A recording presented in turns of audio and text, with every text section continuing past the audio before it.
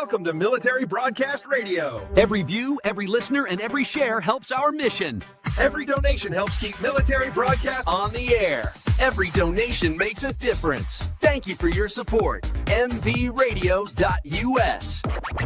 Good morning. Welcome to the world of conscious positive thinking with MJ, where your thoughts become your power and your mindset becomes your compass.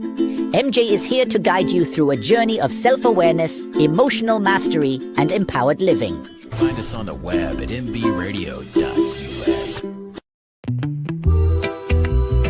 Yeah, man. Just feel it. Let it flow. Peace and love in the air, you know. Woke up with the sun on my face. Breathing deep in this holy space. Feeling good, no need to race. The rhythm of life moves at its pace. Good vibes rise like smoke in the sky. Love in our hearts, no need to ask why. With the trees, sing with the breeze. The world of conscience puts the mind at ease.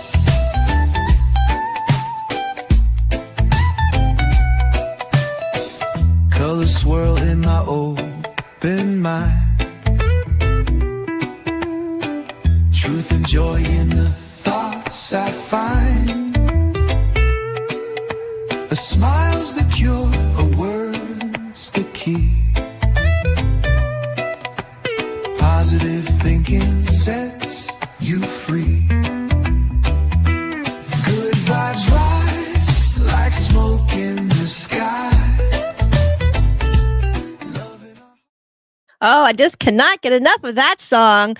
Hello, welcome, welcome, welcome. It is August the 24th, 2026. My name is MJ. You are listening to Military Broadcast Radio, and I am a host, MJ, right here on this beautiful station, live streaming. My show on Mondays at 9 a.m. is The World of Conscious Positive Thinking. We call it TWOCPT, TWOCPT, because who wants to write all that out, right? Woo, that's a lot of words. So we left off last week with our part 1 series, and our series is What is Consciousness? People talk about it, but you know what? Do you really know what it is? Who knows what it is? We have all these words for it.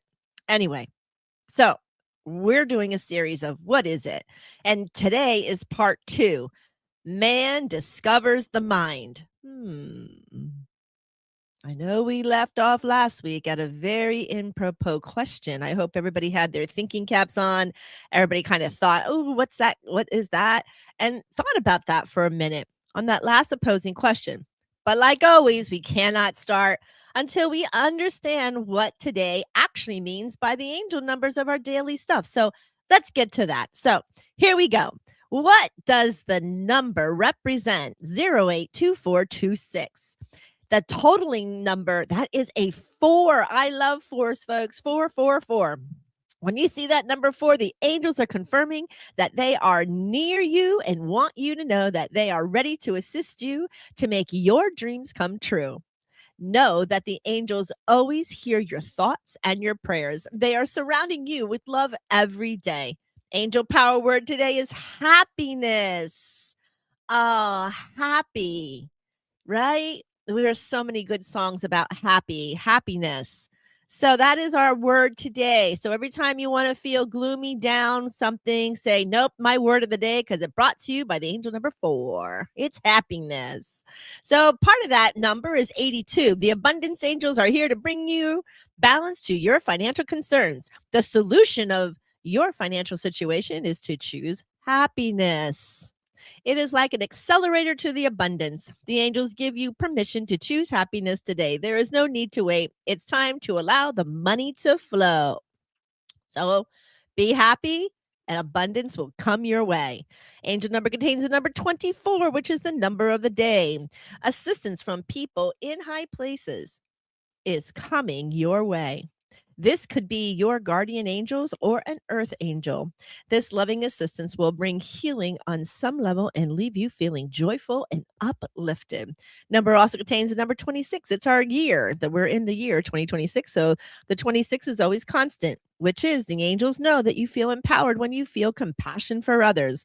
They now ask that you feel the same compassion for yourself. It is very important that you say no to requests that make you feel uneasy. Trust these sensations in your body as these are your inner compass. The number today also contains the number 42. It's the romance angels. Now, how you cannot be happy with romance?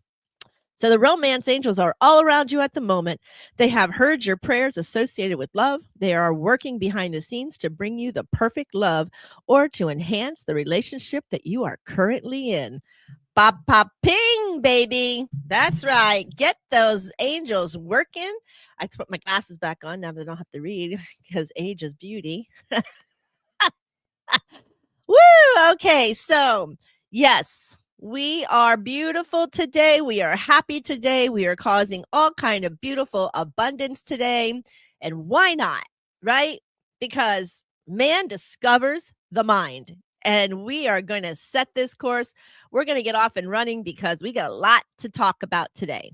And last week we began with what sounded like one simple question. Simple. What is consciousness? We talked about this. We talked about the awareness, right? We talked about perceptions. We talked about attention. We talked about thought. We talked about our dreams. We talked about altered states. We also talked about being just the observer. And after everything we explored last week, did we actually find consciousness? No, we didn't. We still don't know. But we got 6 parts of this series. So that means you got to keep coming back, right? So here we are. Welcome to part 2 of our series so we can discover what is consciousness. And today's series is Man Discovers the Mind. Now remember, when I say man, okay, and you always see me with my quotes, man, I mean humanity, the human being that we all are. Man, we are man, right? I'm not speaking about male or masculine energy. I am not dividing, categorizing, subdividing, putting a label, slapping. No, I'm not doing it. It's man. It is all of us, man. So when I first start working with this episode, let me tell you, I thought we were going to explore how man discovered the mind. And then I got stuck. And if anybody knows me, I can't move on if I get stuck. I have to go down that rabbit hole. I have to figure it out why. I'm a why girl, the whyer, right? I'm the whyer, the seer. I have to go. And then I got stuck on one word. And that word was discovered. Did man discover the mind? Or did man become aware of something that creation was already doing? So what did man do? Man studied it, named it, labeled it, categorized it, and then divided it. I am man. And I'm slapping a label on the top of that, and I'm calling it the mind. And I'm the other man, and I'm going to slap a label, and I'm going to call it the brain. Okay. And now we call that a discovery? Did we discover it? This is Mary Jo and her mind, because that's where we're going, folks, today. I'm not here to rip, tear, or destroy any thought processes of Freud, Jung, Spock, psychologist, science, medicine, religion, or human being who came before us. And I am not. They are the hugest foundation of which we have our philosophies and we have what we call our learned practices. They asked questions. They created all these maps, right? And everything's a map. Then another man questioned those man maps. And then the maps were changed. And then knowledge just started just moving forward, right? Because probably there's somebody out there like me who just, you can't let something go and you got to go down that rabbit hole. And they had to know. And that's why man exists, right? Because we got to know. So that's exactly what we're doing. We're asking why? Why, what, who, when, how, where, how, what? And that's MJ. And my favorite today is, where did that come from? So that's going to be my theme of today. And where, man, did that come from? So I'm not asking you to believe my philosophies. All I want to do is plant a seed within you. I want you to ponder. I want somebody to, every time I hear, MJ, where do you come up with this shit? I'm like, exactly. I don't know. It pops up there in my brain or my mind, that man labeled. And I just go. I don't know where it comes from. It just does. It just pops in there. And then I have to go down the rabbit hole and I have to keep the connections going until I reach a point where it's no longer there. So we ask. And we ask, and we ask, and we ask. And perhaps somewhere along that way, Father, Mother, God, Creator above us, we go, can you just show me? Show me. So let's go. We're gonna show me, because that's what he's doing. And here we're gonna start in our very new, in part 2, creation was already doing it. So let's begin. Way before psychology, before school, before all languages, a beautiful baby was born. Oh, what book is that in? A beautiful baby is born. And one of the first things the baby needs is what? Air. That baby takes a breath. No, wait a minute. Who taught the baby to breathe? Was there a seminar about it? How'd that happen? Like, how did that baby just come out and go and then start crying? Because it went from water and darkness to light and air. Huh. Nobody taught it to breathe. Now the baby needs nourishment. Now you start seeing the baby rooting like this. Root, root, root. Then the baby starts suckling. Then it swallows. There is not a word, a teaching, anything. And that child, that baby, that infant knew immediately how to breathe air, how to suckle, and how to swallow. Nobody gives the newborn instructions. Man eventually studies these things. And then man learns that, well, breathing is largely automatic. We learn about newborn reflexes, such as rooting and suckling. They're automatic and they're reflexes. Okay. Excellent. Thank you, man science. Thank you. Now we understand more about how the physical vessel does it. Perfect. Okay. And here comes MJ. Great. But where did the original pattern come from? That's what I'm asking. Because when I look at the mother, now all of a sudden, how did she know that she could feed the baby? How did she know that? Okay. Now, her body starts to begin to prepare too. Pregnancy changes her hormones, the breast tissue, and after birth, hormonal signals help support the milk production, and the baby suckling helps continue the process. The mother and child are interacting before the child even understands one word explaining what is happening. And if you go all the way back to the first mother, she has no idea. So who taught them? Who taught this? Then I started looking around, because I was like, that if it's automatic and a reflex, how much in life and creation is like that? And then if you look around my house right now, it is spider nirvana. So I look and I'm like, a spider builds a, now who taught the spider how to spin a web? Who did that? How did that happen? Did they take a web spinning class? Like, what happened there? And then the seed. And then I start looking at my plants that I planted. How does the roots know to go down and the other side to come up? Who taught the seed that? And I just keep looking.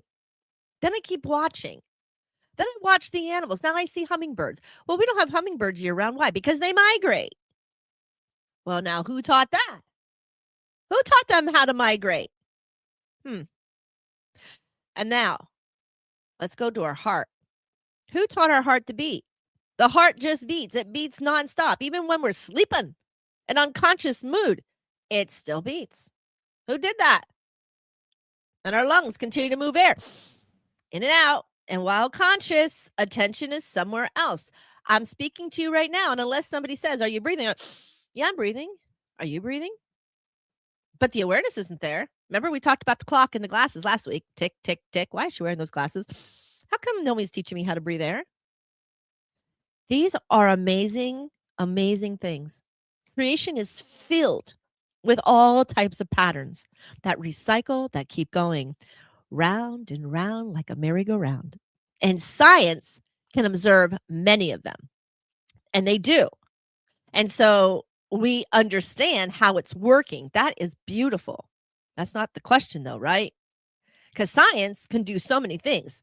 They can measure, they can test, they can explain parts of how it all works, right? And then the spiritual question goes even further back. Why was there a pattern in the first place? Is that like us putting our timers on, right?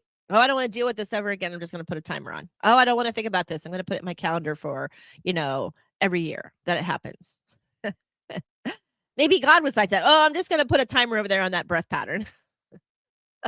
But who knows? I don't know. Do you know? I don't know. So I love this. And the further I start philosophizing and pondering and going deeper, it's really starting to think maybe instinct is part of creation's pattern. Maybe reflex is another part as well. And maybe evolution itself is just another pattern. I don't need to force an answer, neither do you. But these are ponderings. So get your thinking cap on. Think about this. Have you ever thought about it? Or do you just take life as because I am, so it has to be? Okay. Well, if you're taking that philosophy, start thinking about things that are just natural, just automatic, just beautiful in our life that God created. So maybe man didn't really discover the pattern, and maybe man just became aware of something already happening. Tick, tick, tick. It's already there. Remember the clock? And now we're right back to where we started. What is consciousness? Okay, let's keep going. So before we do that, let's go. We're going to experience before language. Let's think about experiences before language. So here we go. We're going to go back to the newborn. The baby can't speak and say, I'm uncomfortable. So what does the baby do? It cries. It's an alert. The baby doesn't know a word attachment, yet connection begins. The child doesn't even need a word frustration before expressing distress. The experience existed before the vocabulary. Eventually, man created the words, right? Man gave it to fear, anger, sadness, love, joy, grief, resentment, jealousy. Here, let's keep labeling. Let's keep stacking because, man, we love you, man. And you just keep stacking things on top of one another to the point, how many stacks are there? How many words? You ever pick up a dictionary anymore? Well, now the computers are dictionary and thesauruses and everything else. It's ridiculous. Could you imagine what the dictionary would look like with all the urban slang now? It'd probably be like this big. And we used to have to take a dictionary to school. That was one of the things that we had to buy to take to school. Not no more. I understand that. But we did. Can you imagine lugging that thing now? Holy Jepsons. It'd be so big. Anyway, let's keep going. So words allow one human to communicate an inner experience to another. And then once we name something, now man begins defining it. Another point to ponder. When I'm telling you this is science, and I'm going to come back with my pondering thing. So I'm going to ask my ponder points after I told you what happened here. Did man create the experience? Or create a name for something that was already happening? And now something changes. Humans begin leaving evidence that they have noticed. What? Yeah, they just sit around leaving evidence. You know how that works, right? Well, I don't know what to do with this. And now you have people just throw it in the ground. You just have people, oh, I'm going to carve my initials into a tree. I'm going to write my name on the bridge, on the rocks. Okay. So here we go.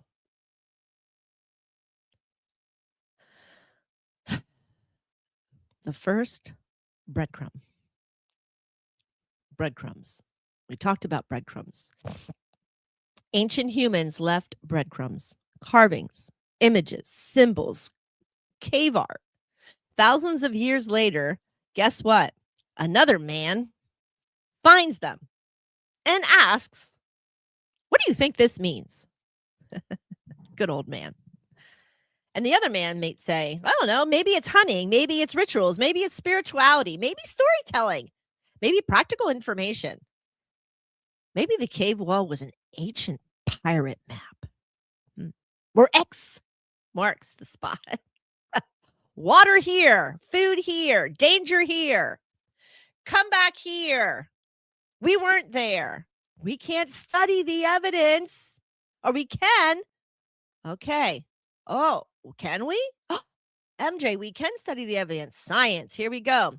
So what do? Science now predates it. How old is it?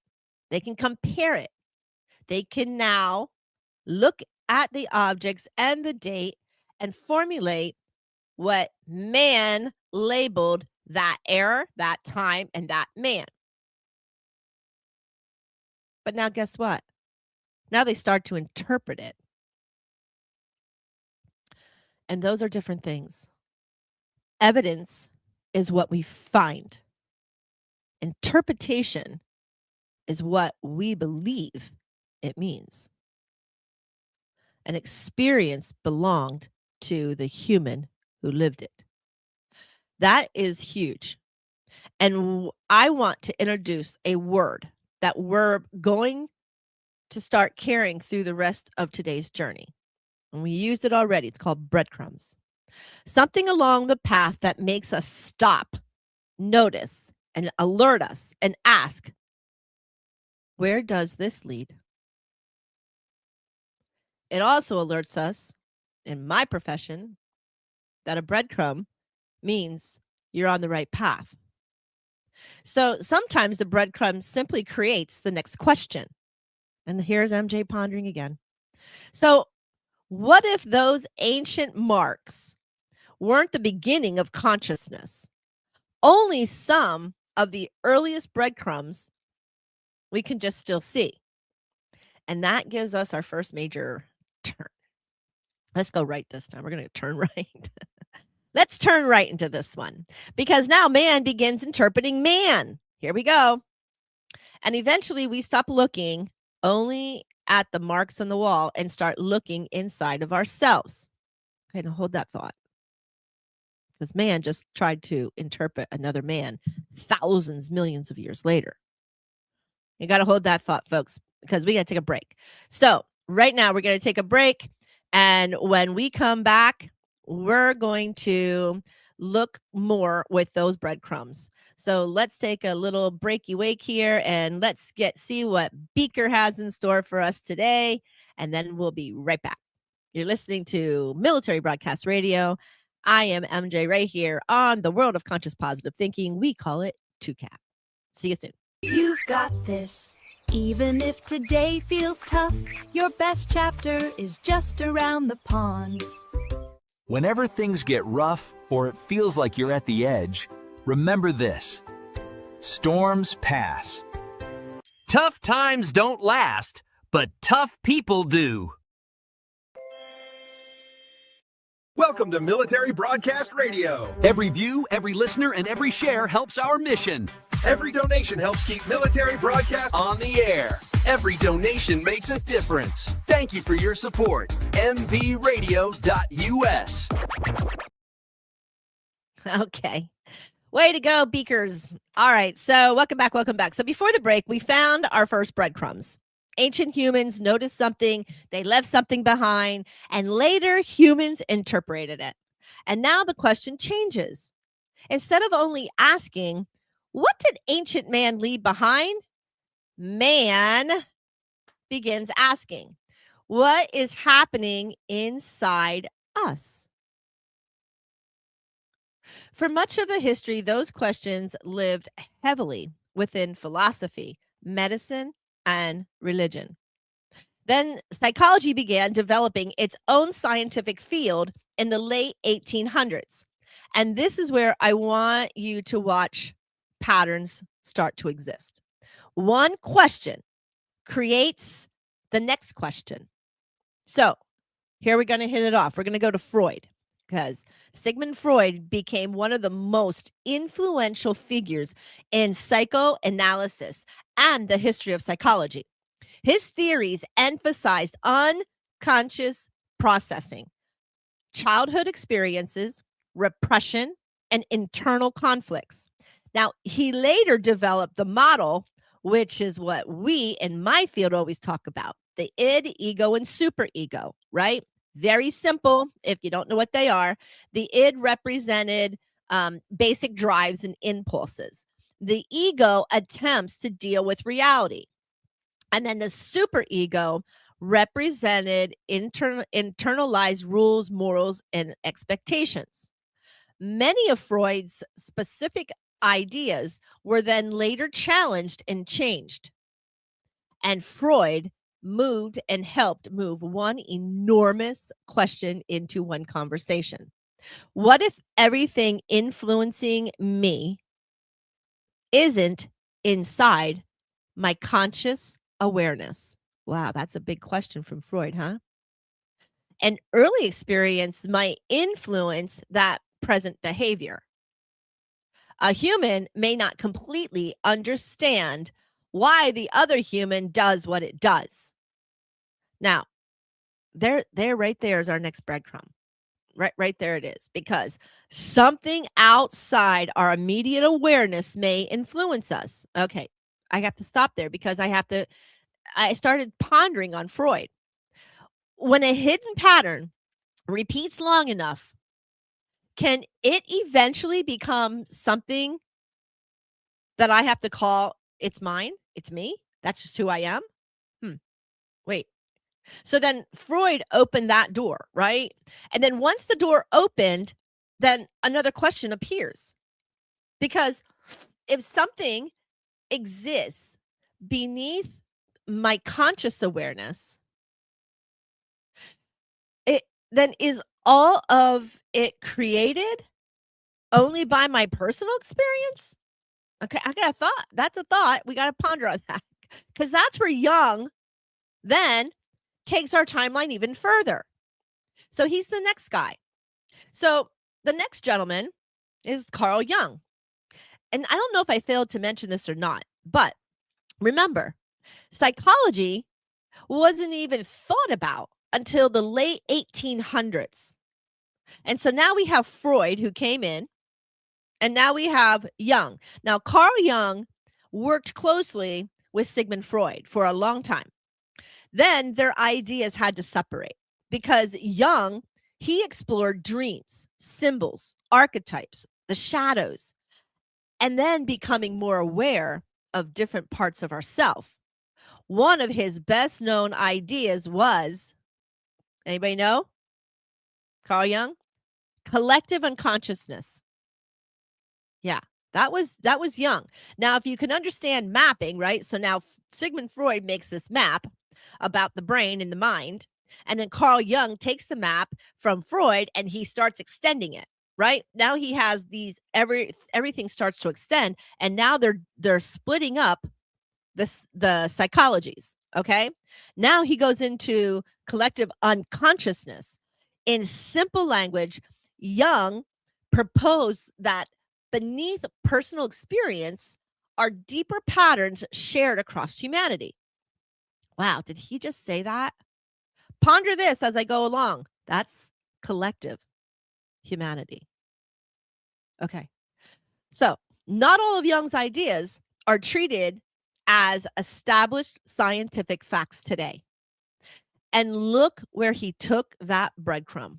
Freud looked beneath conscious awareness. Jung widened the question beyond one person's personal story. Like it's just like, this is one person, but we need to expand. Why? Because those ancient symbols These repeated stories, dreams, death and rebirth, mother, father, shadow, hero, transformation. You see it? Patterns appear starting across human cultures. Somebody always has to have a mother. It's reoccurring. It's a reoccurring. It's a reoccurring. We call that ancestral line. A father, the same thing. Your father's pattern. Somebody's always has to be a father. It's a recurring pattern. Shadows. You always have recurring shadows, something unconscious. Think about it. These are my ponders. If the pattern is collective, what connects the collective? Oof, another breadcrumb. And now psychology runs into a problem.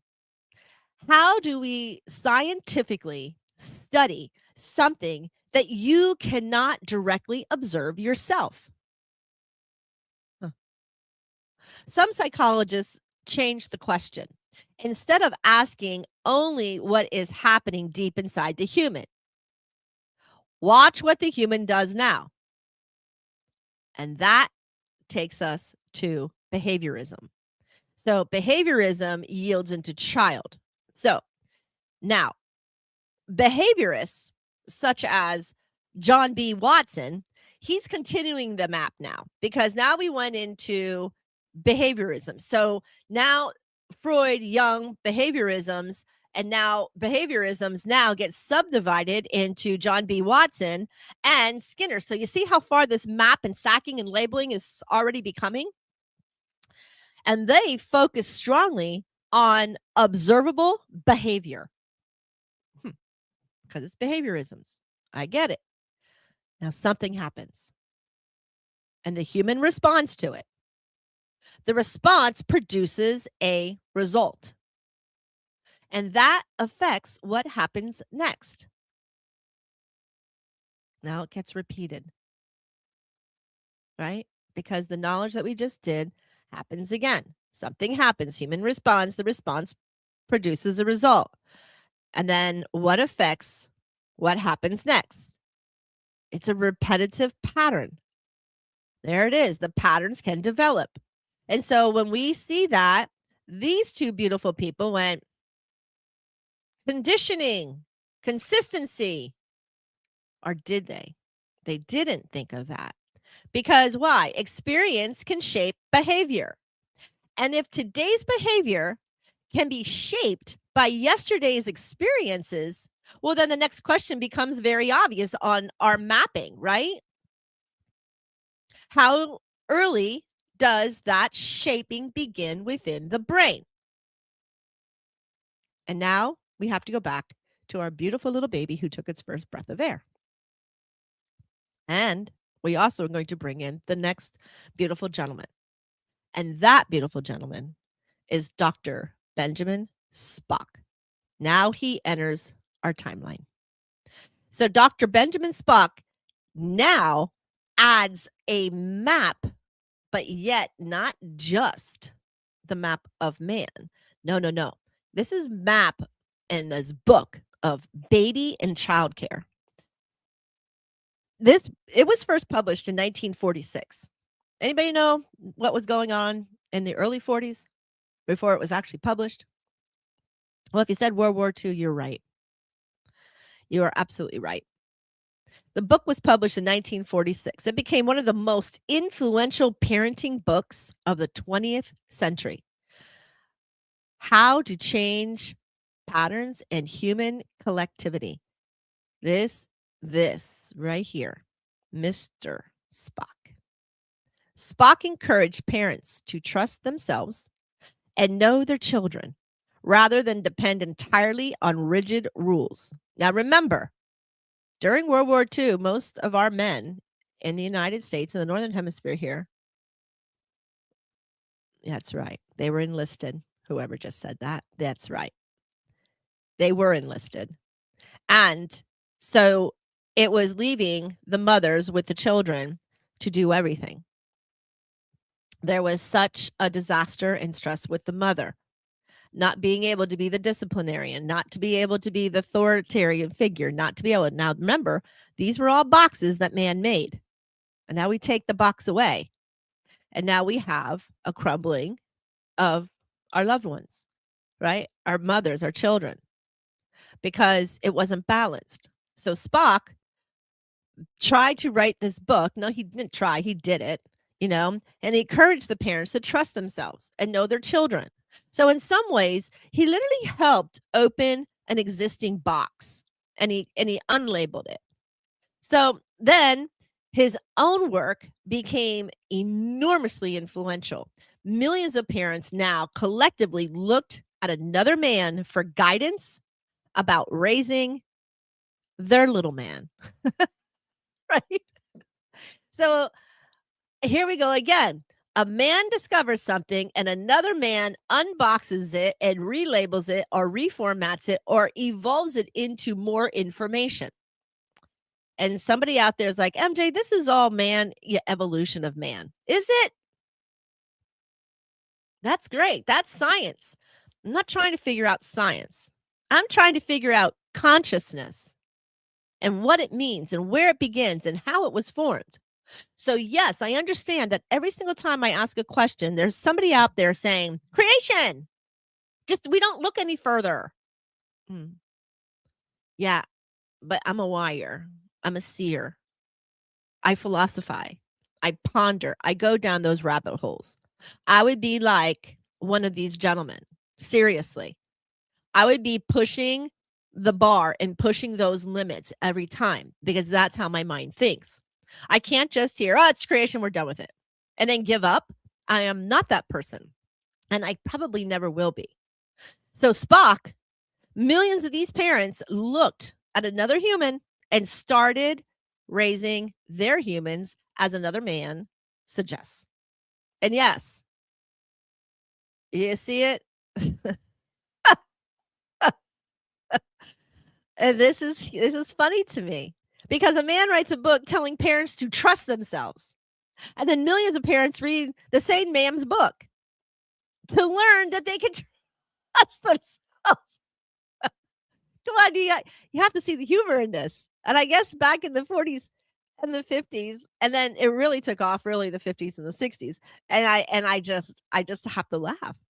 I am not mocking Spock at all, but I'm noticing this the pattern, the human pattern, the man pattern.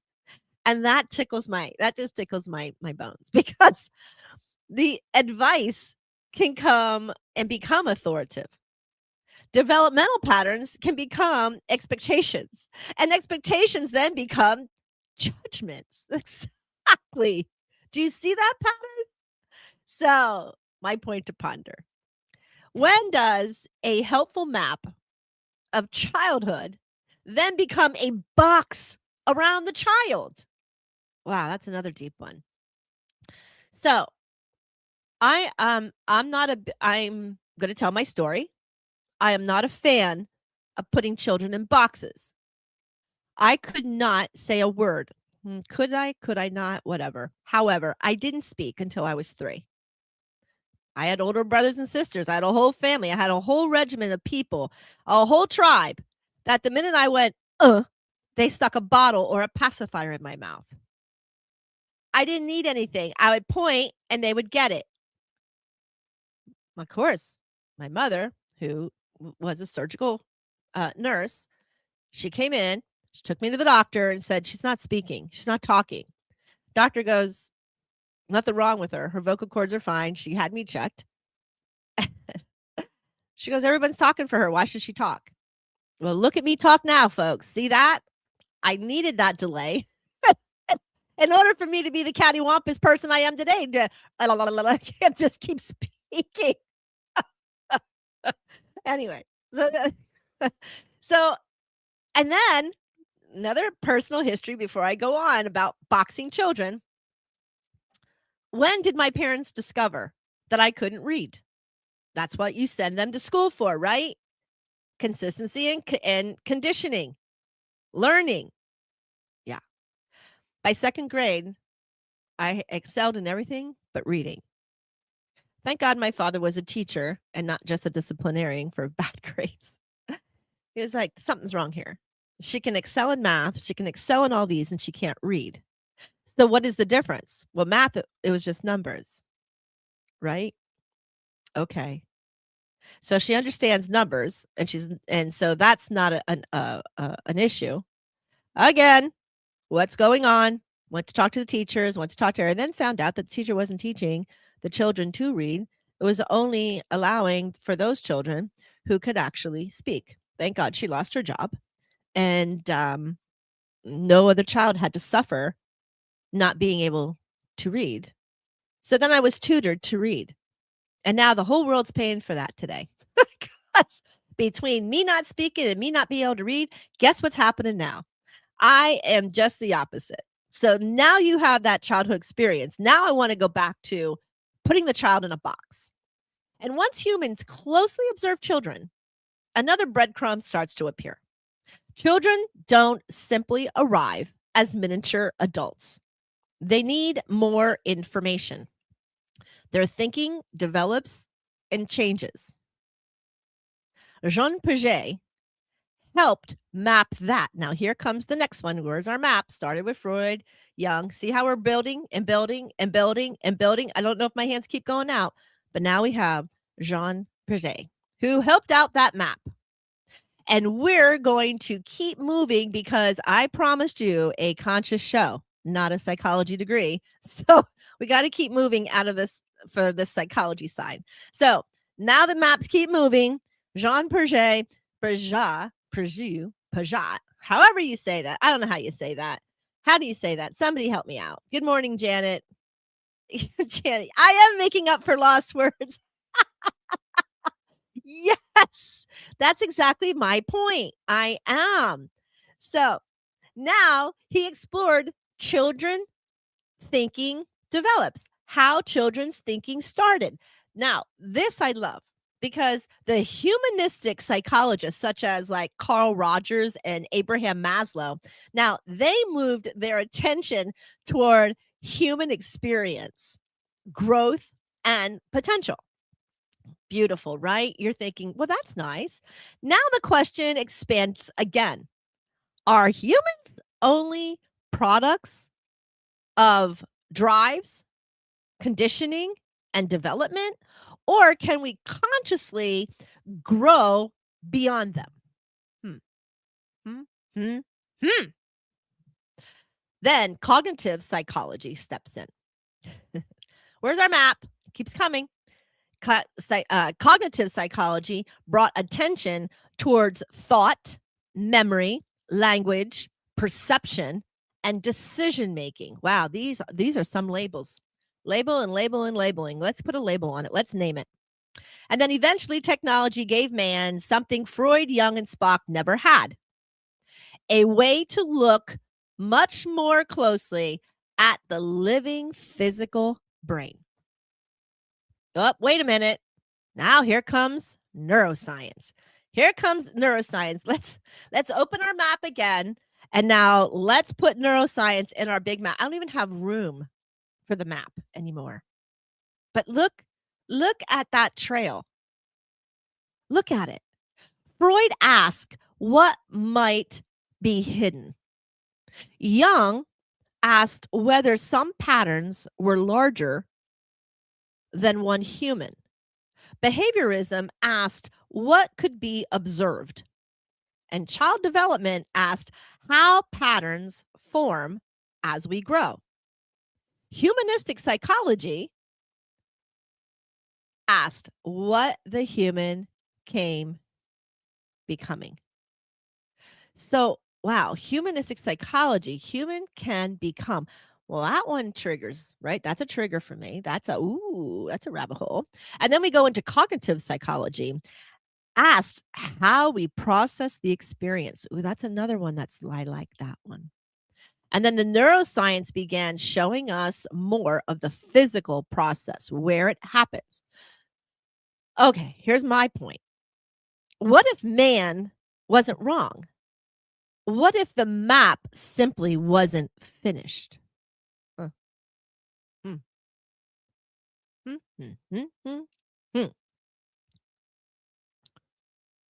And now our breadcrumbs have led man all the way inside the physical brain.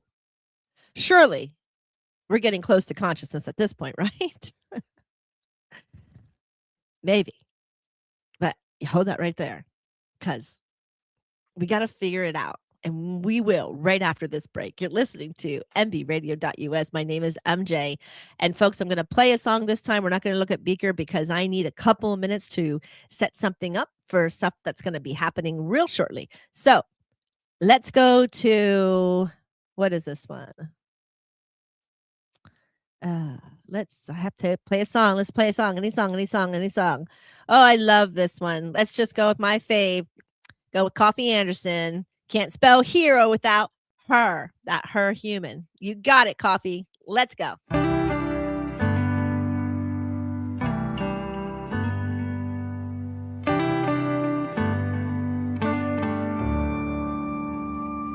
Signed up to fight for freedom. What a price you had to pay. Picture in her helmet, missing family every day. Your Lady Liberty, dressed like G.I. Jane. Some scars we'll never see. She will never be the same. She's a mother, she's a daughter. She's a sister and a friend. Standing tall in that uniform until the very end. When Uncle Sam called, she signed that line to serve. 'Cause you can't spell hero without her.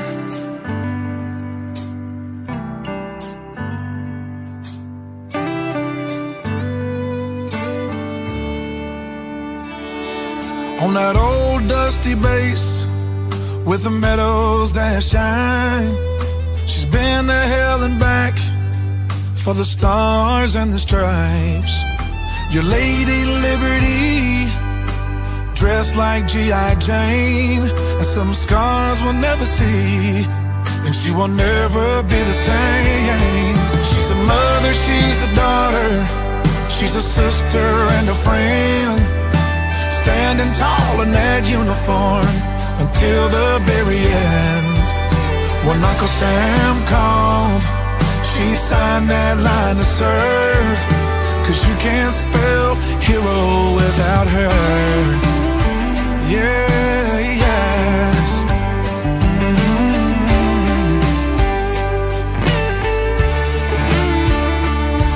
For the ones that didn't make it, we will pause and then we cry. We can still see their smile in every sunrise. She's a mother, she's a daughter, she's a sister and a friend, standing tall in that uniform until the very end. When Uncle Sam called, she signed that line to serve. 'Cause you can't spell hero without her. 'Cause you can't spell hero without her.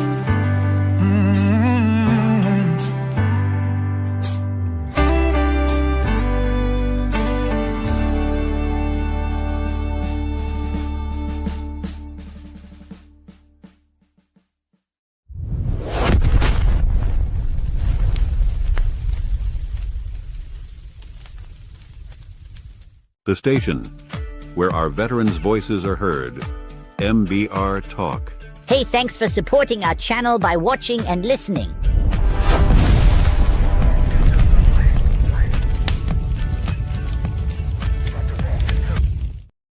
Look at that. He's walking back into the light. Thank you, Coffee Anderson. Beautiful words. Okay, welcome back. Our breadcrumbs have taken us from cave walls, through psychology, through behavior, through childhood, and now into where? That's right, our physical brain. So man, see how man can see more than Freud ever could, because we weren't there yet. But Freud made the foundations and that original map. He just didn't finish because he didn't have the tools. So we build and we build and we build and we build. Okay. So did we finally find consciousness? We have all these. So we can study brain injury. right? And the brain injury, when we study it by science, we understand what part of the brain got injured, the memory, right? If it's a memory issue, or if it's electrical activity sparking the neurons, or the attention in our attention field. Where is it? Maybe it's the emotional side. Maybe it's the perception. Maybe it's this decision making. Every part of our man brain, right, has these different components, and man studied that. That's that neuroscience, which is where everyone thought, wow, we'll finally have answers for consciousness. The brain imaging can show activity associated with different tasks. So our physical map is remarkable, right? And then something happens to me. Something happens to me. And my brain processes that information. And now, as it processes, now my body's going to respond. And now I feel something. The experience now becomes my memory. My experience becomes my memory. Why? Because something happened, my brain processed it, my body responded, and I actually have an emotion to feel it. So the experience becomes that memory. That memory may influence what happens during another similar event. Why? Because I opened up my own box, my category, and labeled it in my own brain, and my brain already divided it by category, labeled it, and showed me. I didn't even do anything consciously. Where's that word, consciously? What does that mean? That means something was done unconsciously. It was already done, and I wasn't even aware of it. Okay. So that memory may influence what happens during my next similar event, because I have a box now to fill it in. Remember last week when I wore my sunglasses? It was a perfect example of how our mind creates a box. And when it can't create a box, you keep coming back to it. The brain keeps like, well, maybe this. Well, maybe this. Maybe she has an eye infection. Maybe, because you couldn't find a box that said MJ podcast show sunglasses. There was no box that you have experienced that. Does that make sense? Okay. So now my choice creates another experience, another memory, another response, repeat. Another memory, another experience, repeat. You see where this is going, right? Stack upon stack.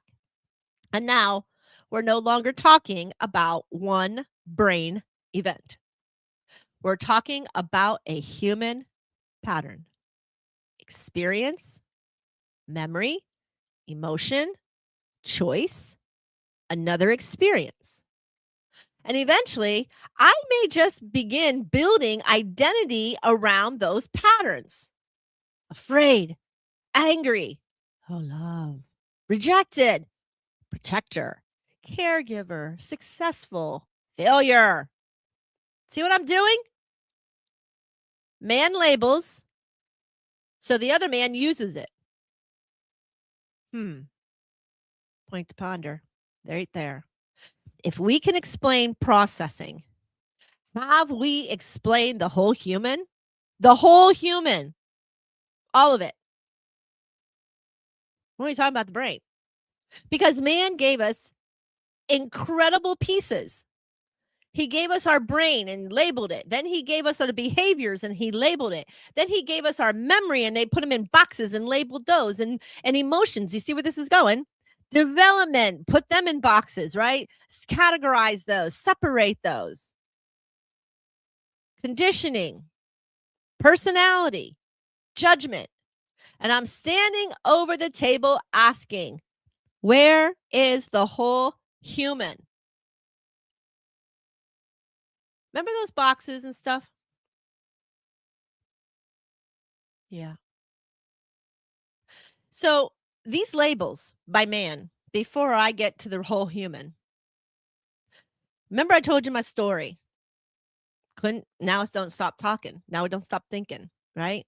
Set me up. But what about the child These children, and I really want this out there, because when I was doing the studies, there was these children, and one of the children at 2 years old was drawing like Michelangelo. Who taught that? Huh. Then there's a child at 5 years old playing Mozart concertos on the piano. Who taught that? And then you have a 3 or 4-year-old who's sitting there talking, knowing things beyond their years that is impossible. They could have picked up, heard, talked, or learned. Now I want you to ponder on that as we keep processing. So here we are. Now we're the whole human. And that's where my breadcrumb takes me. Somewhere the psychology timeline hasn't taken us yet. Here's the edges of the map. Now I condensed it because I don't have enough wingspan, and we condensed it. Not that it's finished.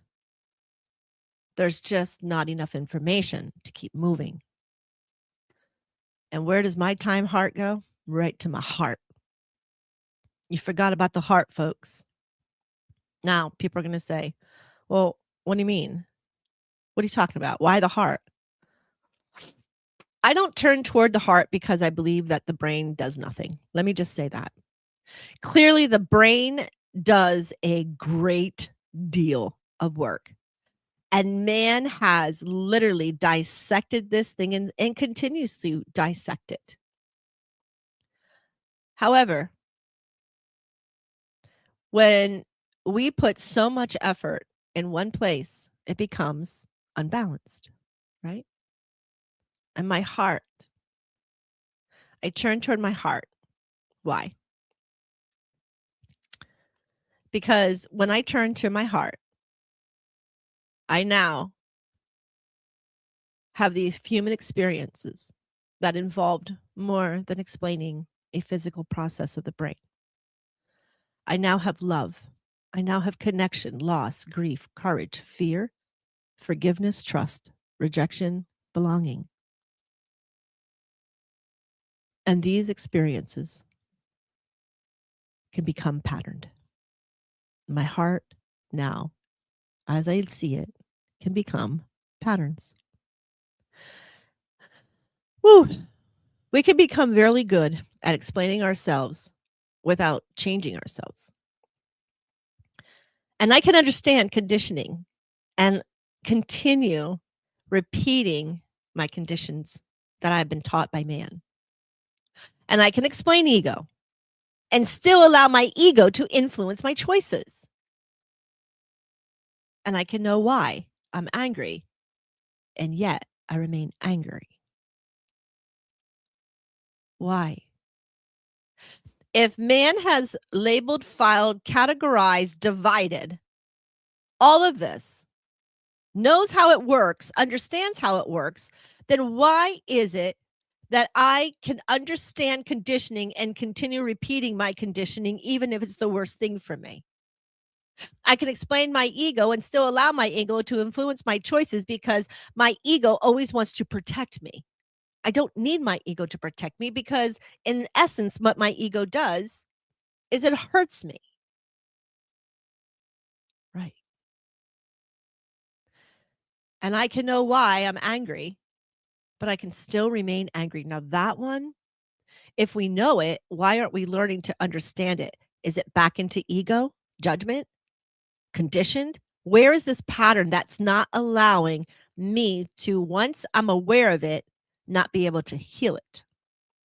Because understanding that pattern isn't always the same thing as healing that pattern. You can understand it, but it's not healing it. And that brings me to the next point I want to make. If I understand the pattern and keep living in it, what haven't I reached yet? Wow. I know I'm angry, but I can't get out. What is it? Get over myself, right? What are those terminologies, the phrases people use? Why don't you just get over it? Let it go. Yeah. Isn't that easier said than done? And that's where suppression lies, right? Pack it away.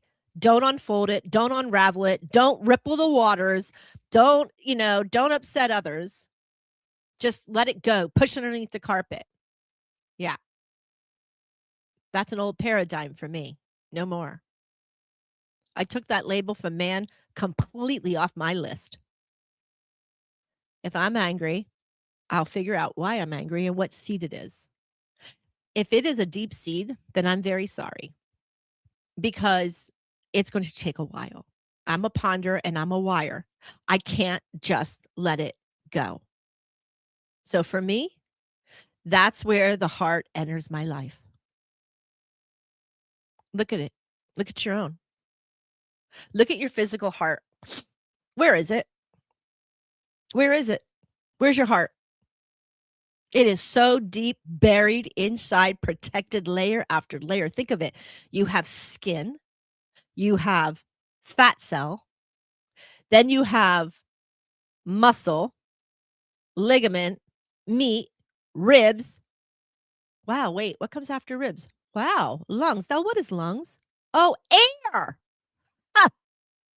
And it's all wrapped around my heart. And where is it?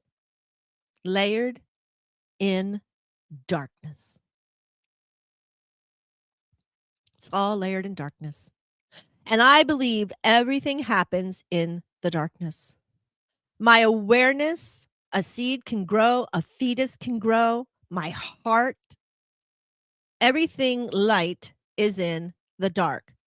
A seed begins in the dark. A womb creates there. We sleep there. We dream there. Think about it. You close your eyes at night, you're in the dark. When you meditate, you close your eyes. Well, we even create darkness because we all have these eye bags or these these sleep eye patches where you put them on an airplane so you can sleep in the airplane. You put them on at night so if somebody's in your room needs a light, that you're not bothered by it. And now I want you to look at one more thing, folks. I want you to check this out. See that?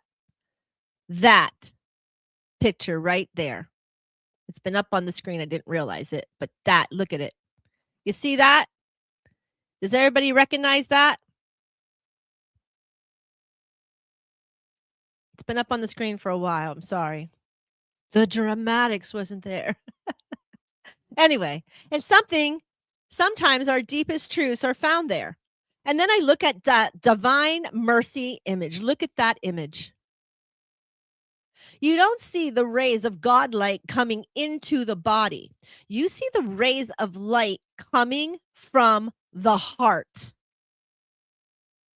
Look at it. That is the original oil painting, folks, of the Divine Mercy.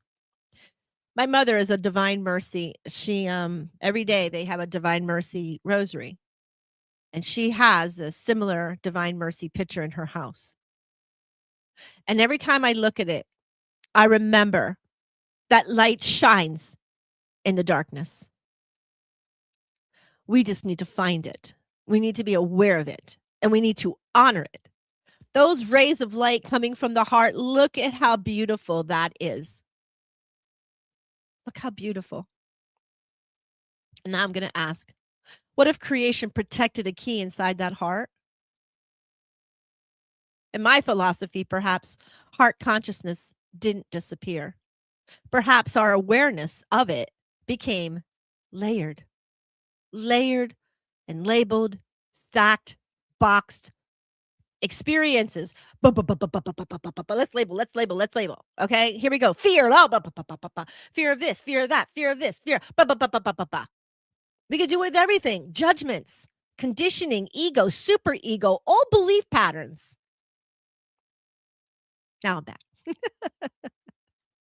We could do it with a lot of things. We literally can do it. And what happens? Because we go down. We're labeling, we're stacking, we're boxing. Look at all these beautiful gentlemen. And maybe some ladies I hadn't even discovered yet. But look at them. Holy gypsians. Label, stack, definitions, products, categorize, divide. Ego, super ego, obelis, patterns.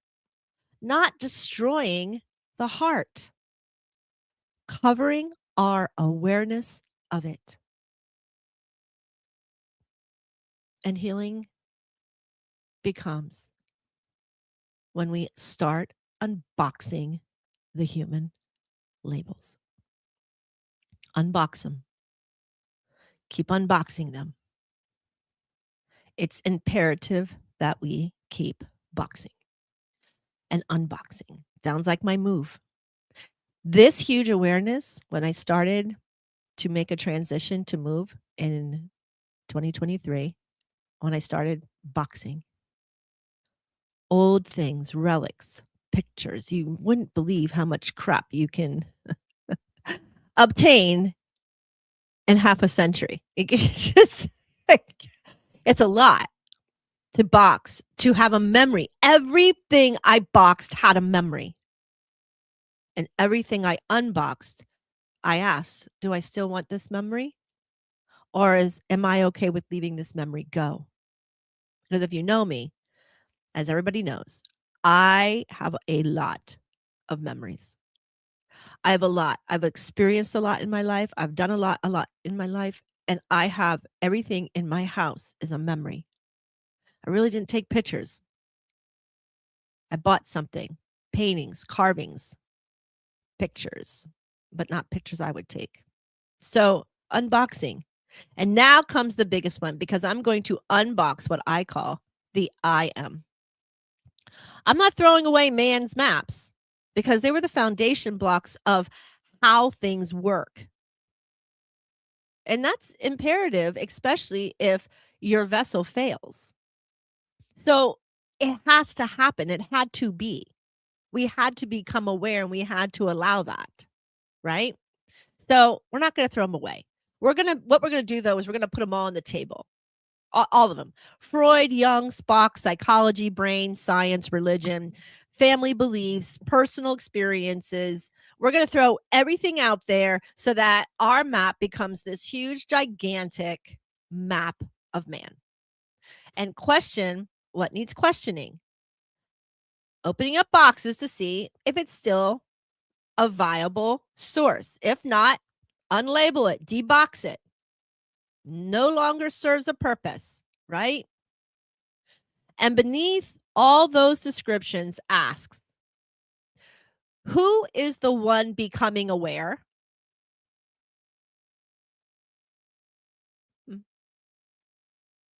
And that brings us to I am. I'm the one. I am, right? Hold that thought. Because we need to keep moving along. And when we're going to move along here, we're going to look at what we put after those two words and what it may be doing in the way that we heal. I got to take a little quick break, and then we're going to power it. So here we go. Let's go to Little Beakers. Every setback is just a setup for a comeback. Keep quacking forward. 90% of what we worry about in future never happens. Whenever things get rough or it feels like you're at the edge, remember this: storms pass. Tough times don't last, but tough people do. You're stronger than you know and braver than you feel. One waddle at a time. Whenever things get rough or it feels like you're at the edge, remember this: storms pass. Tough times don't last, but tough people do. The station where our veterans' voices are heard. MBR Talk. Find us on the web at mbradio.us. All right, folks, welcome back. You're listening to the World of Conscious Positive Thinking right here on a beautiful station of Military Broadcast Radio, where veterans always get to have the voice. I am MJ, and we are talking What is Consciousness, Part 2, Man Discovers the Mind, if you're just coming in. And we are here, and now I want to go backwards. Before we break, we followed our breadcrumbs inward. We literally went into our heart, from the brain to pattern to the whole human to the heart. And now finally, I am. And now I want you to listen to your own language here. What do we put after I am? Think about what you say during the day.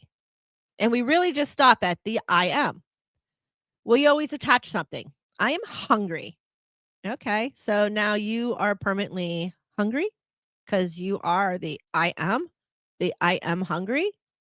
Let's go do another one. I'm afraid. Okay. So now you are installing that you are an afraid person. I am hurt. Okay. So now you're going to walk around your whole life saying you're hurt. I am rejected. Okay. So if you claim that I am rejected, then rejection happens to you. There's more. I am alone. I am a failure. I am brokenhearted. I am sick. I am lonely. How many more can I go through? Think about your own I am. How many times have you said you are something? I'm in trouble. The feeling can be real, folks. It really can. And the event can be extremely real. And that pain is also extremely real. And now I want you to listen carefully. I am angry. An emotion becomes attached to the identity. I am rejected. Something another man did becomes attached to your identity. I am broken. Something happened to you. And now you've turned it into, this is what I am. And how many people have heard that? It's just who she is. It's just who I am. It's just who they are. Don't mind them. It's just what they do. I can't take that as an answer. Okay, this is MJ. In my healing philosophy, repeated words, I call them triggers, can reinforce patterns. The ego recognizes the identity. The ego does not work well with us because our ego has been trained and consistently trained by man labeling. And so our ego is there to protect us. Well, that's what it's supposed to do. But it's actually making us suffer if you actually think about it. Because your ego has, and your judgment are very connected.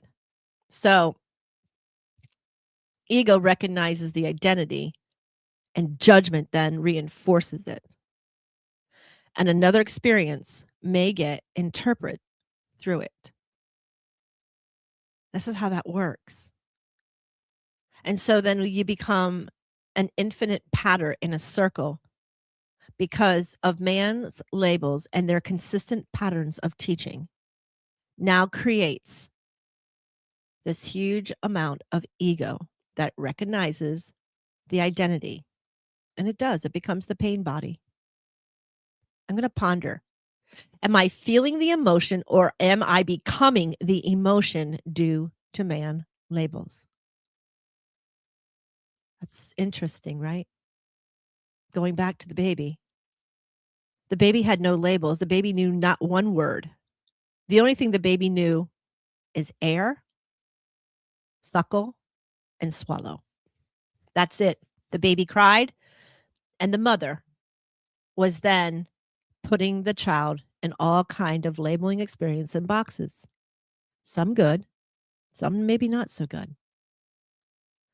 And the child grows. Now we get influencers, right? The influencers, just like social media, except this is happening in real time and in human life before social media to be an influencer. So now this beautiful little child, before he's 5 years old, has been influenced with whatever man behavioral pattern that existed in ancestral lines, that existed in your community, that existed in your daycare people, that exist within every aspect of human around that child. And then the proverbial, I don't know where you get that information, really?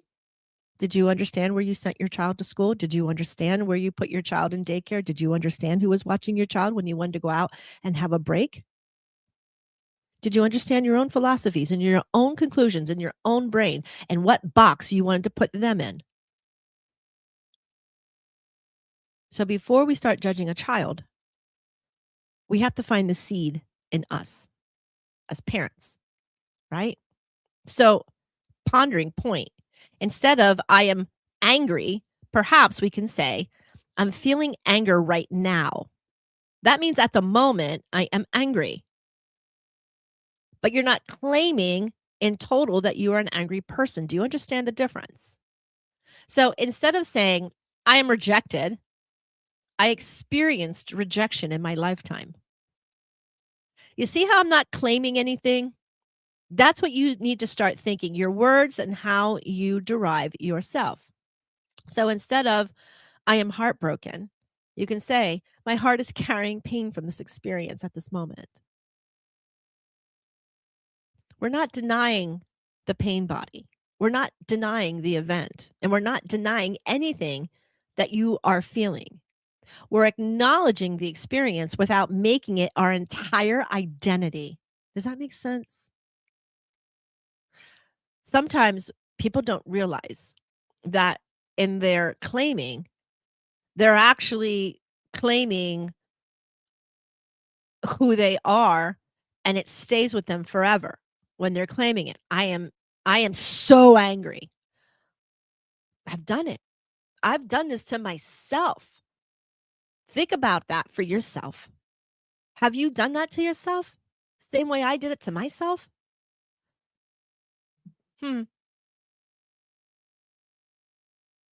So I can feel something without becoming it. If my ego says, this is who you are, awareness can ask, is it? MJ usually says, don't be telling me who I am. If you know anything about me, you would know. I'm going to say it again. And I know my mother is listening. My father, you're always listening as you have crossed 26 years ago. I was not an easy child. Not speaking was their only grace. Right? Not being able to read maybe was their only grace for a little bit of time, because man, once I hit 5th grade, this boca here, shut your boca. I couldn't. People couldn't tell me I couldn't do something. You said I couldn't do it? Man, that was the trigger inside of little MJ to say, oh, the hell I ain't. And I'm going to prove to you I can do it. I had teachers who, when I wanted to play basketball in 4th grade, never forget it. Gatsby, whatever his name was. I can see his face. He told me when I wanted to play basketball, there was no, here we go, women of basketball. There was no women or young lady basketball teams. Small town problems. I don't know. So I had to play with the boys if I wanted to play basketball. My father was a major sportsman. He was also coaching. He was also a sports broadcaster. He really didn't have a problem with me as a girl playing basketball because I enforced it. But man, that gym teacher did. He had a major issue with it. I remember, and I looked at him, I go, maybe I could be a point guard and just do shots and shoot, 3-pointers. I remember saying this to him, and he looked straight at me, laughed in my face, and said, keep dreaming. 4th grade. 4th grade. Fred W. Deal School. 4th grade. So, if my ego says, this is who you are, my awareness is going to say, is it? If judgment says this event defines you, awareness can ask, does it? And in my philosophy, this is where awareness can begin moving toward the love, mind, power center of the heart.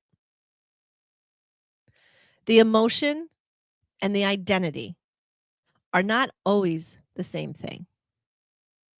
So before, I am angry, I'm rejected, I'm afraid, I am hurt, I am lost, there was already the I am. And my spiritual philosophy and practice I am connects me directly to the Christ consciousness. Perhaps healing includes allowing the emotion to speak without giving that emotion ownership of the I am.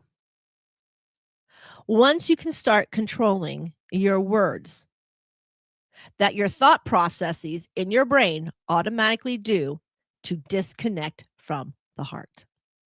Because man labeled it, stuck it in a box, and that's where it goes. It gets stacked and stacked. And the more stacked is the more we come away from our Christ consciousness, the I am. So perhaps healing includes allowing the emotion to speak without giving the emotion ownership of the I am. Ego loosens, judgment loosens, the patterns become visible, very visible. And love has room to enter back. And now we looked at the love center, but not this rabbit hole. We have to keep moving. But we would then open up our I am consciousness to our love mind power sort. And then we have our order and understanding mind power centers, and all of it works together unifiably in tandem and creates a beautiful I am consciousness. So now I want to all of us go all the way back to that newborn again. Go all the way back there. Before anyone gave that baby a name, it already existed. Now, man decides when that baby actually existed. When it took its first breath of air, then it's conditioned to be a human. Until it takes a breath of air, it is not human. Now, I understand there are people out there right now who are fighting that comment. They're saying a fetus at conception, when God creates it, is a human. It has a heartbeat. It has repulses. I'm not here to argue that at all. I understand there's a lot of things about human and man and woman rights to that child. Creation, if a child forms, it needs gestation to live. I cannot, for the life of me, sit here and tell you what is right and what is wrong with that philosophy or with the sciences about that. That is your own consciousness, and that is on you. So, but we're going to go back to this baby, because before anyone gave that baby a name, it existed. Before profession, I am. Before its success was the I am. Before its failures, it was the I am. And before another human's judgment upon it, it was the I am. Then life adds its descriptions. Here we go. Some beautiful, some painful, some chosen, some inherited, and some placed upon us without even our allowance. Can you imagine being a child having to wear the dunce hat? Could you imagine being that child? Thank gosh that went away. Could you imagine being the child who was accelerated and then whisked into the gifted program? And I can understand the other side. Well, we had to, because it was beyond. The child was beyond. So we put it where it needed to be. He segregated the child. It's a tough one. It's really tough out there to be parents and children and teachers. It really is, because man's labels is going to create categories and division. The I am doesn't at all. So my point to ponder, what remains when I begin questioning everything I placed after the I am? What did I do to myself? What challenges did I give to myself? What patterns and ropes that I have to untangle and unwrap to get out of that labeling that I did to myself. And now the oldest breadcrumb reappears. You know the one we had at the very beginning, before the label, before the psychology, before the ego, before the judgment. The baby did one thing. What did it do? It breathed air. Hold that thought again. That thought of that breath of air keeps coming up.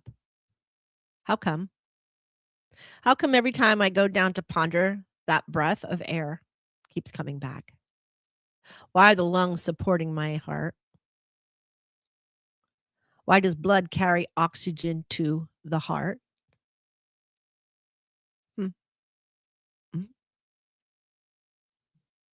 I can you even start to ponder it? Huh. So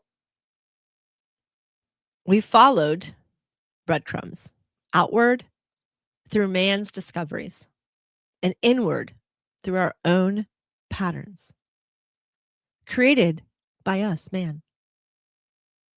And now we've returned to the oldest breadcrumb in today's entire show. What is it? Air. Air, air, air, air. Wow. Air. We started with air. We simply didn't know yet what we'd need to come back. Did we? Because why? We don't even think of air. We breathe. We don't even think about breathing. And then all of a sudden you're in breath class. You're like, oh, let me train my breath to breathe. Let me train my lungs to breathe. Breath work. And now we have breath work. We did a show. Miss Kim and I did a show. It was a while ago. She was in a hurricane, actually. So it was actually a good thing because the hurricane in South Carolina at Myrtle Beach actually allowed her to practice breathing when you're stressed, when you're anxious, when you're in pain, when you have deep thoughts, right? When you're frustrated. We take that big deep breath in, but there's also pattern breathing that affects other things in our brain, and it affects other places in our body. Air, breath work. Oh my gosh, that connection. Do you see the rabbit hole we just went down, folks? That is so amazing that we can connect that. So let's take air now, because it's like now we're in that rabbit hole. So before Freud, before Jung, before Spock, before conditioning, before judgment, before ego, before identity, before that newborn breathe, that first breath of air, that air was already there. Air, O2, oxygen. And during my near-death experience that I told you about last week, I became aware of air. Air was an important part of that memory. And in a way, I still struggle to describe it. It was air, but it was thin. It was light.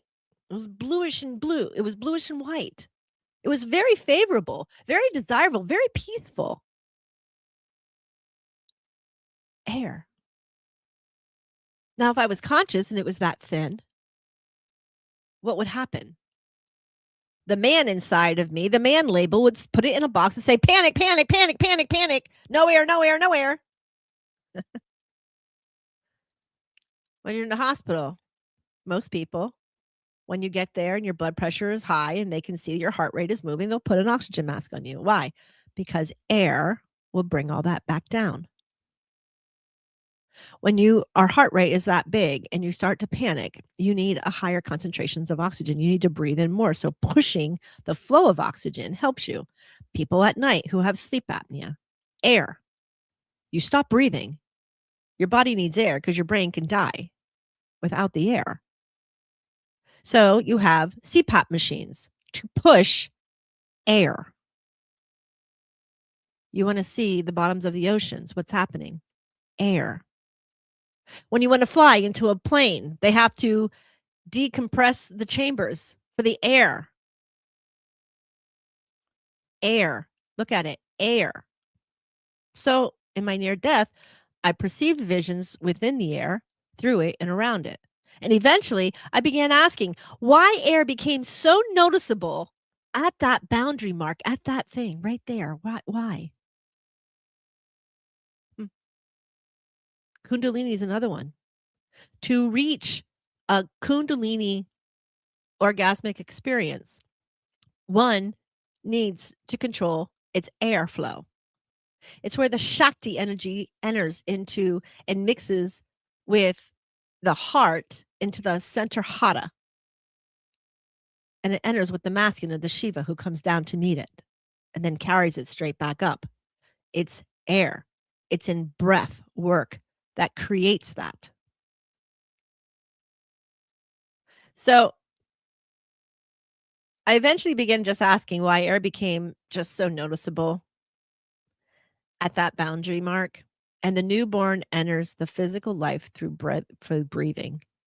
My near breath experience brought my awareness back to air. Beginning, boundary, air. Another breadcrumb in this beautiful vessel of man. And from that experience came one of my most spiritual philosophies I repeat a lot. Once man becomes aware of air, its consciousness connects to creation.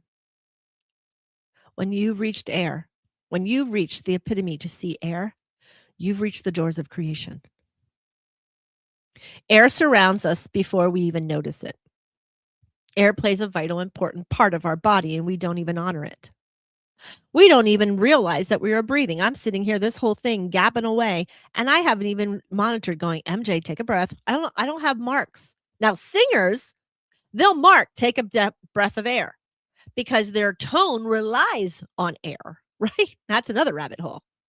But being a vocal singer, you are very aware of air.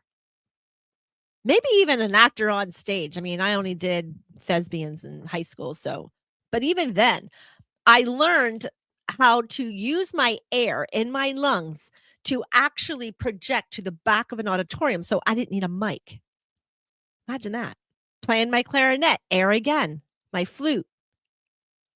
Anything that I had to blow into, I had to control my air capacity, right? CPR, air. Breathing air and compressing. Air. So air surrounds us before we even know it. It supports our physical life before we can even understand it. And it moves through us without waiting for us to name it. Once again, here we go. Creation's pattern existed before man explained it, discovered it, labeled, stuck it in a box, and did all the other man things. Creation already had it on autopilot. That's funny to say, right? Right. Because creation was the influencer. Air is the influencer. Let's go to social media. Influencers. So here's my another ponder. What if we've been living inside of creation while we're searching for creation? If it has all these patterns, they're made by creation. So if the patterns are there, then we might understand that we plausibly were searching for creation while we're living in the whole time of creation. So those of you outside who keep saying, well, we just stop, it's creation. I can't stop. That near death doesn't allow this brain to stop right there. It doesn't. Because I told you the air was different, but I was still alive. I felt it. I experienced it. And nobody can take that truth from me. You can ponder it. You can ask questions about it. I know what I experienced. Air. You know if you've reached your creator when you can see air. That's my philosophy, and it always will be. Now, our personal breadcrumbs. That's another thing. Earlier, I called humanity's discoveries breadcrumbs. Ancient marks were breadcrumbs. Freud left one. Jung left them. Psychology left more. Science continues leaving crumbs. And I have a personal breadcrumb too. My personal breadcrumb is a fleur-de-lis and a bear. They appear meaningful in my life. Why? Because when I started to pay attention, when I got the awareness of these beautiful breadcrumbs, they are part of my spiritual mapping of my journey back to creation. Knowing my life path, knowing my soul path, knowing what I was here in place to do. Become aware, pay attention. It's there. They're there. Signs are all over the place. Yours don't need to be mine.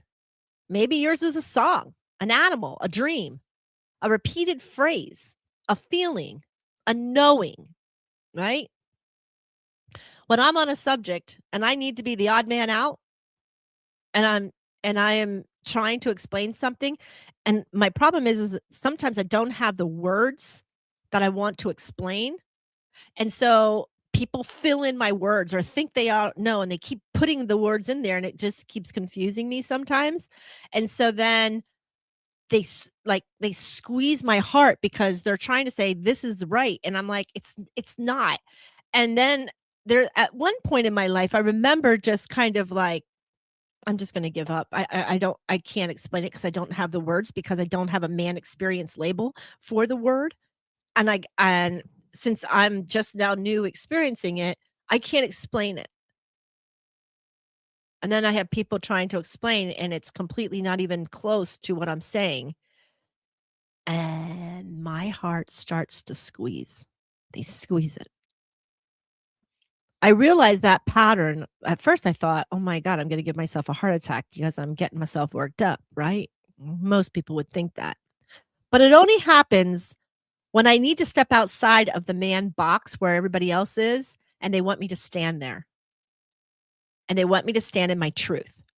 And they will squeeze it no matter how much I'm going to be demonized, like just everybody throwing darts. Why are you always this way? Why are you that? Why? I have had it in my life where I'm always the person, the odd man out, right? Stand firm, stand tall, stand in your power, stand like a soldier, stand there. I stood there. Now I realize it was another way of Father, Mother, God creation to give me the awareness, stay put.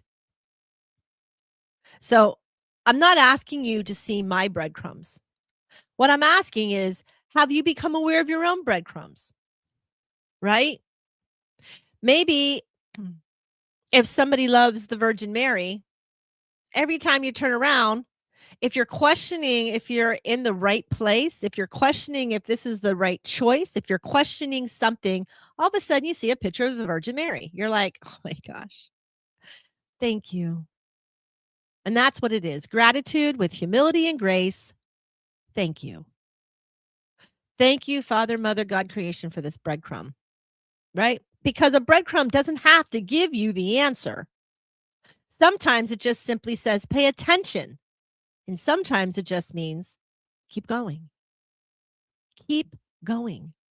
You're doing the right thing. You're at the right place. You're where you're supposed to be. That's what I love about breadcrumbs. Now, that you need to start paying attention to you. You need to start paying attention to who you are and what it is that you are doing. Soul purpose, life purpose. Where is it? What are you here to do? So I call it the circle. Now we look at the entire journey, right? Here we go. It's a pattern. Get ready.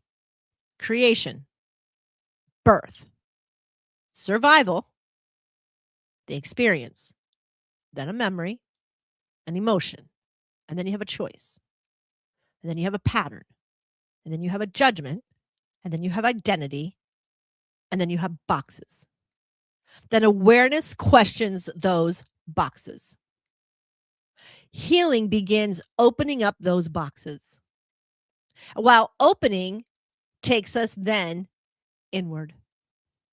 And then our inward brings us toward heart. And then our heart brings us into divine love.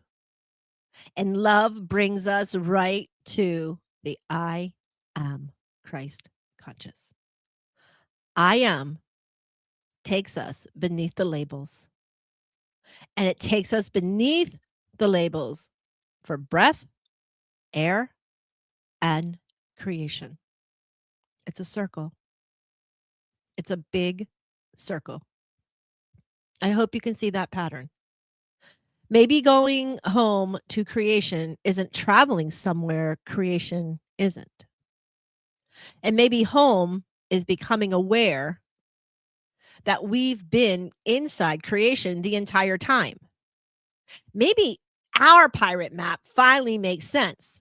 And maybe we've finally been following where our ex, looking for that treasure, studying everybody else's maps, labeling our own by somebody else's, following breadcrumbs, and then perhaps, just perhaps, X was underneath our damn feet where we began the whole time. And that X was creation. Right there it was. Think about it. What a pattern we have woven in the tapestry of life and creation. Creation, breath, survival, experience, emotion, choice, pattern, judgment, identity, boxes. Boxes to heal. Opening them, get rid of it. Rip the label off. I used to tell people, rip it off. Like a Band-Aid, just rip it. Right?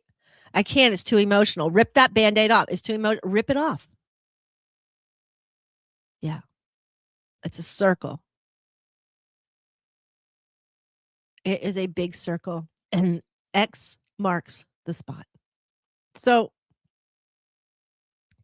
when we have those, I have to always go back. I have a what do they call those? A euphemism when we get into the motion and they want to stop, because by the time they hit the emotion sequence right there, they have a choice, right? The memory, the emotion to the choice. And that choice right there, that word, choice. We have a choice to bury it, suppress it, or we have a choice to learn it, understand it, and balance it so we never have that box in front of us again. I choose that one. And when somebody tells me they can't, it's too emotional, I philosophize. Here's my philosophy. Did you already live it? And the answer is yes. Cool. So if you already lived it, did you die?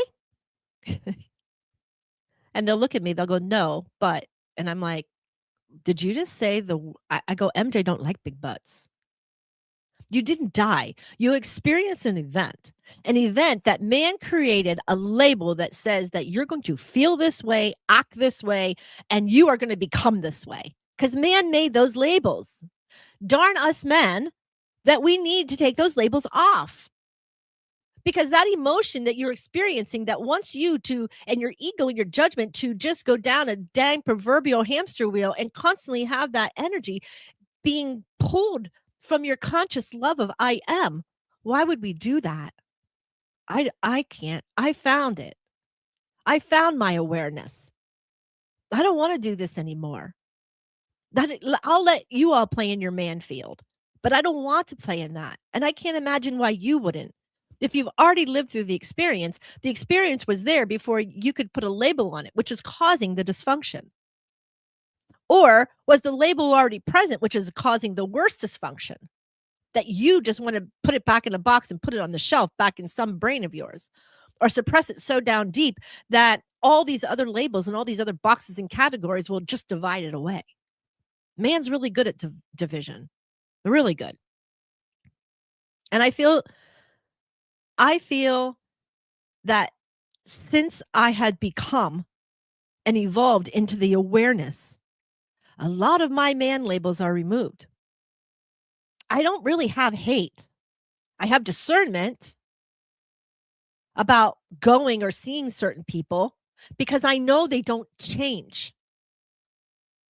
And if I'm the only one practicing and healing and making the change, why do I want to subjugate myself into that erratic, ill emotional energy again? I don't. But then you got to think, what happens to family? What happens to friends? What happens to your circle of trust when one of them is what you're talking about? I make the statement, I no longer have FOMO, right? Fear of missing out. I don't have that. I don't think I've had that since I was in high school. The fear of missing out. I don't have that. I don't know if that's a good thing or a bad thing, but I'm okay either way. Because I believe that caused me to have more issues than it was worth.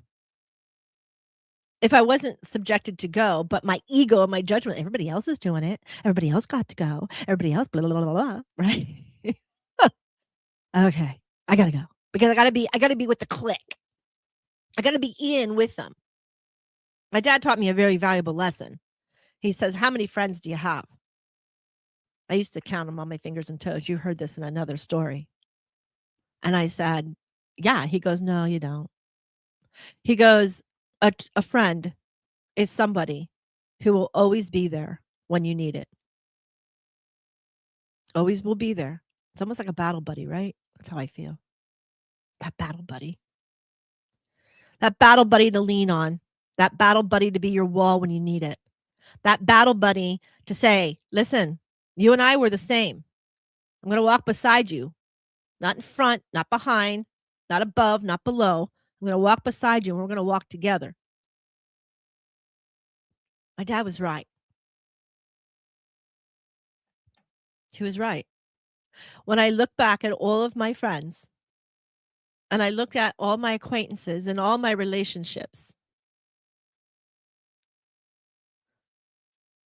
when I desperately needed somebody the most, it wasn't my family.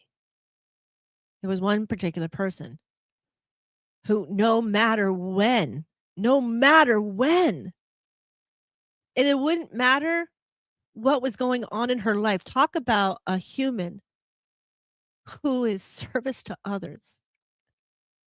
She amplified that. She amplified it. If she had to drive to comfort me, that's fine. She had to put money in my bank account, that's fine. She had to go to the hospital, and that was fine. What a love. And I love to ponder on that relationship to find out how far back that actually goes. And look at the joy of those events and reincarnations. Some people don't understand it. Some people don't believe in it. But man, when I sit and I see it, and no matter if I was male or female, or she was male and female at the time, it didn't really matter. She was such a part of my soul. My father made me become aware of that at a very young age. Not that I don't have other acquaintances and friends. But when I used to come home, they're not my friend no more. I used to get angry. He would say, well, okay, Popcorn, how many friends do you got? It's a valuable experience and you should ponder it yourself. And I'll give that one to Tom Lynn because he's the one who made me become very aware of the attachment of people in my life. So, where do we go? Did man really discover the mind? We began with a newborn breathing. We saw creation's patterns. We followed ancient breadcrumbs. Freud took us beneath immediate awareness. Jung widened the scope with patterns. Behaviorism showed how experience can shape our behavior. And then Spock in child development moved us toward the beginning of those learned patterns. Psychology kept changing the map. And then neuroscience took us inside of our physical brain to allow us to know at what side of the brain and which location of the brain certain things happen, which is incredible. And then we discovered something. Underneath the processing, the dissecting. It didn't necessarily explain the whole human. So we followed the breadcrumbs inward. And we found within us, we have patterns. We have a heart. We love. We are the I am. We breathe. Air is massively important. And all back to the creator. And there's your pattern again. And our straight timeline now has become a circle. So the next time somebody says, let's look at a timeline, ask them, a line or a circle? Do you want me to step on my time circle? Isn't it amazing?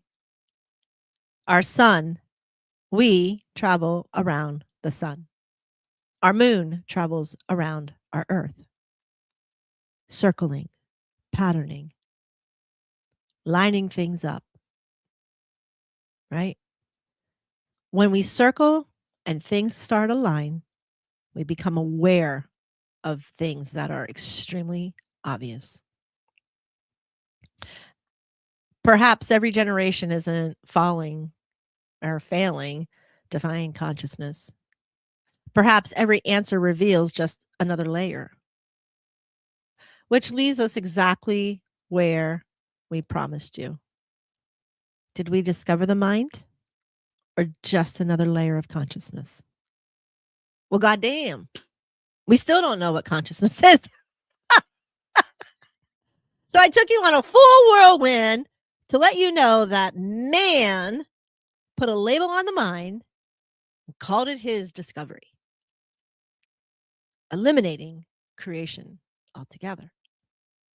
Now, don't believe this because I'm sitting here talking to you about it. You ask your own whys. You go down those pondering questions, those philosophical questions. Question your maps. Question the maps of others. Question why you're put in this box. Question instead of say it's how it is. Stop that. It's not how it is. That's how man wanted you to think it is. That doesn't mean that you can't ask questions or do your own. That was one of the biggest way, people ask me in the fishing and hunting industry why I was so special. Why, people was like, one of my friends said, in Thai, we believe that there's a person who always brings abundance. And every time I would go into a restaurant, the restaurants would fill up. Every time I would go on a boat, the fishing lodges would fill up. So that I became known as that person. Isn't that fun? I can create abundance for everybody but myself. Why was that, MJ? I needed to go down that line. Why was that? Was I not creating abundance? I was. I was creating abundance of experiences. I was creating abundance of knowledge. I was creating abundance of balance and all these other things. Abundance doesn't need to be money or prosperity, right? So question the maps. Notice the patterns. Follow those breadcrumbs. Really think about it. Think about who you have become and why you've become that. Are you the person you have become because of another man and their label? Do they put you in a box? Religion sticks you in a box. Your industry that you work sticks you in a box. Your cliques stick you in a box. So when you reach the edge of everything of another man that has told you or asked you, do yourself a favor. Look straight up in the air, close your eyes, go into darkness. Father, Mother, God, Creator, show me. Show me. Let me become aware. And together we become aware. Together we heal. Together we balance. And then together we move forward. Battle buddies, I'm always here for you. I'm walking right beside you. I'll be your wall. I'll be your ear. Whatever it is that you need. And remember, you've explained what it does. I asked, where does it come from? So thank you, Freud, Jung, Maslow, Skinner, right? Spock, creation. Thank you. Thank you for showing and pinpointing in the neurosciences and the behavior. Thank you for constantly evolving. I need to tell you this too, because psychology was only begun in late 1800s. Do you know that psychology evolves and changes every decade? There's a mind blow for you. So every decade has new theory. You always hear me say it. Put the baby on the back. Put the baby on his belly. Put the baby on the left. Put the baby in a sling. Blah, blah, blah, blah, blah. Creation brings us back home when they want to. Just saying. So, we've explained what it does, and I'm asking, where did it come from? Folks, it has been a joy going down this rabbit hole today.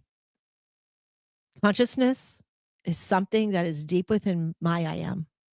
I am Christ conscious. I will always be, because I found it. I pray that each and every one of you find your consciousness. I am Reverend Mary Jo, known as MJ Gonzalez. This is my station here, the world of conscious positive thinking. Right here on the beautiful military broadcast radio, where veterans always get to have a voice. May divine guide you and your needs, and may the angels carry you home with peace, love, grace, joy, happiness, and abundance of what it is that you desire most.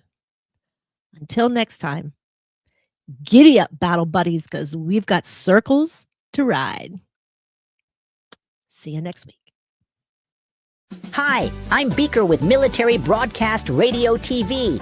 We're your virtual MWR, bringing veterans radio, podcasts, gaming, animation, 3D printing, and a community that never leaves you behind. Download our Roku or mobile app today. Wisdom to share if you listen this week, so pull up a chair and stay for a spell. We're heading down a trail where good stories dwell.